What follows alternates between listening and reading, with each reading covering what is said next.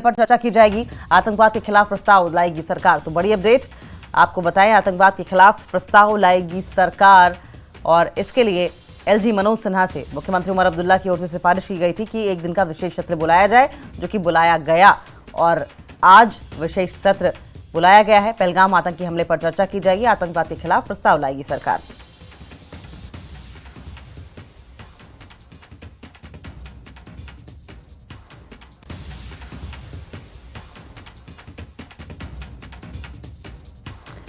Sameer Bhatt phone line पर हमारे साथ जुड़ गए हैं। समीर, एक दिन का विशेष सत्र है, आतंकवाद के खिलाफ प्रस्ताव सरकार लाने वाली है, पूरी अपडेट।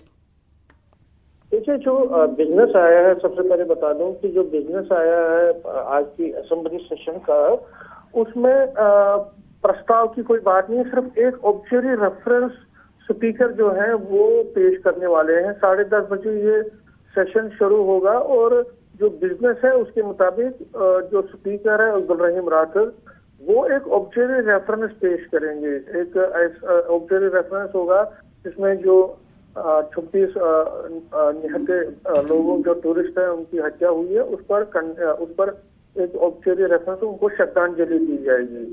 जो कंडेमनेशन बोर्ड है वो इसमें बिजनेस में नहीं है। अब ये देखना पड़ेगा कि स्पीकर आगे क्या करते हैं। एक तो जो मृतक हैं उनको श्रद्धांजलि देने का प्रस्ताव पेश किया जाएगा और उसमें पहले स्पीकर बोलेंगे, उसके बाद chief minister, leader of opposition और बाकी पार्टीज के जो नेता हैं या एमएलए हैं वो बोलेंगे। और लेकिन क्या बीजेपी डिमांड करेगी कि एक कंडेमनेशन प्रस्ताव, एक निंदा प्रस्ताव पाकिस्तान के खिलाफ या टेररिज्म के खिलाफ पेश किया जाए? क्या उस पर वो प्रेस करेंगे? लेकिन जो बिजनेस है, बिजनेस में सिर्फ औपचारिक रेफरेंस का जिक्र किया गया है कि औपचारिक उनको मृतकों को, जो मृतक हैं उनको श्रद्धांजलि दी जाएगी। हर एक पार्टी की तरफ से हर एक पार्टी के मेंबर्स देंगे। लेकिन इसमें कोई ऐसा नहीं है कि कोई रेजोल्यूशन ऐसा अभी तक बिजनेस में नहीं है कि जिसमें कोई रेजोल्यूशन पास किया जाएगा पाकिस्तान के खिलाफ या आतंकवाद के खिलाफ। तो फिलहाल हमें देखना पड़ेगा कि स्पीकर का अगला कदम होगा, क्या बीजेपी मांग करेगी वहां पे। लेकिन फिलहाल जो बिजनेस है उसके मुताबिक श्रद्धांजलि दी जाएगी।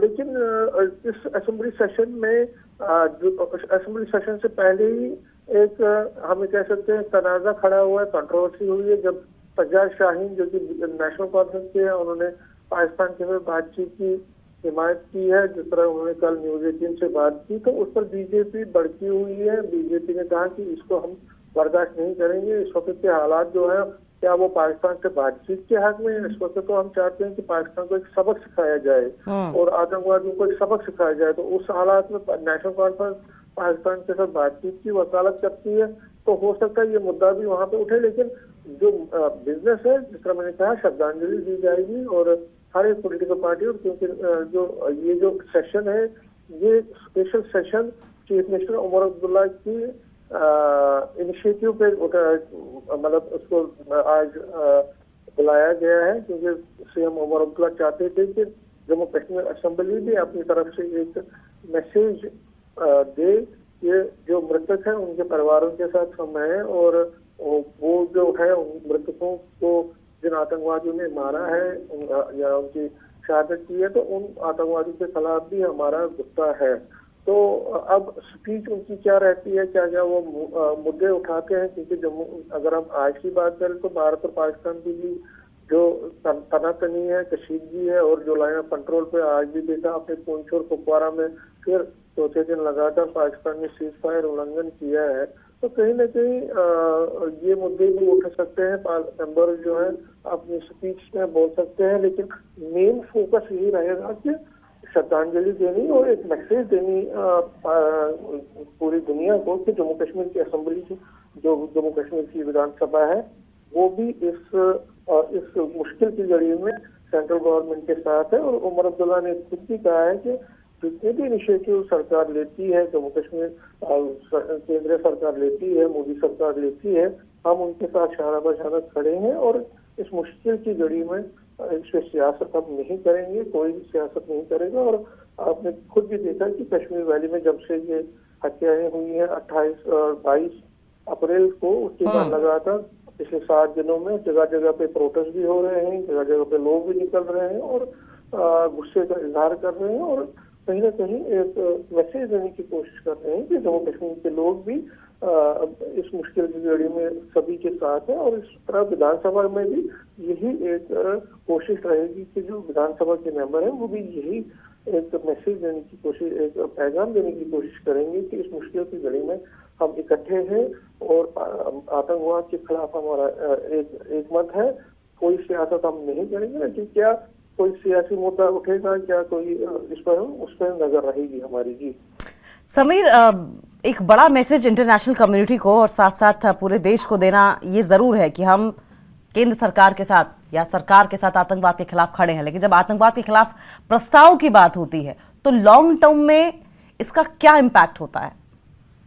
देखिए, अगर आप एक प्रस्ताव पास करते हैं, फॉर एग्जाम्पल अगर आज विधानसभा ने एक प्रस्ताव पास किया, यूनानिमस प्रस्ताव किया, तो एक स्ट्रॉन्ग वर्ल्ड मैसेज जाती है। एक हम ये कहते हैं कि देखिए पॉलिटिकल नैरेटिव्स में अगर हम बात करें तो एक नैरेटिव बन जाता है कि देखिए विधानसभा भी इस मुश्किल की घड़ी में आतंकवाद के खिलाफ है।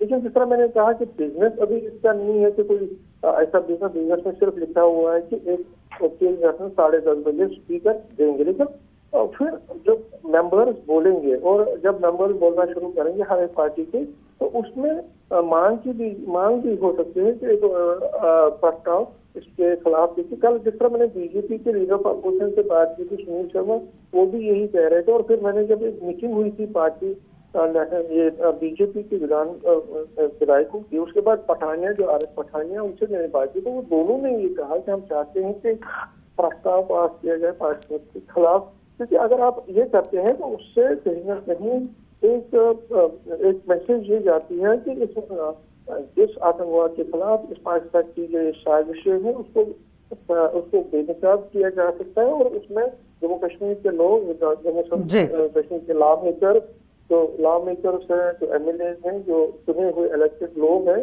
वो भी इसको मानते हैं कि पाकिस्तान ने ये गलत किया है। लेकिन अब देखना पड़ेगा, क्योंकि आपको पता ही है कि जम्मू कश्मीर की सियासत और पॉलिटिक्स में अगर हम बिल्कुल पाकिस्तान के खिलाफ जाएंगे तो कई पार्टी को मुश्किल होती है कि उनको एक सेंटिमेंटल, यानी कि पार्टी स्तर की राजनीति से उठकर समीर एक बड़ा मैसेज और आतंकवाद के खिलाफ खड़े होने का संदेश देते हुए दिखाई देंगी पार्टियां आज। बहुत बहुत शुक्रिया आपका इस तमाम बातचीत के लिए।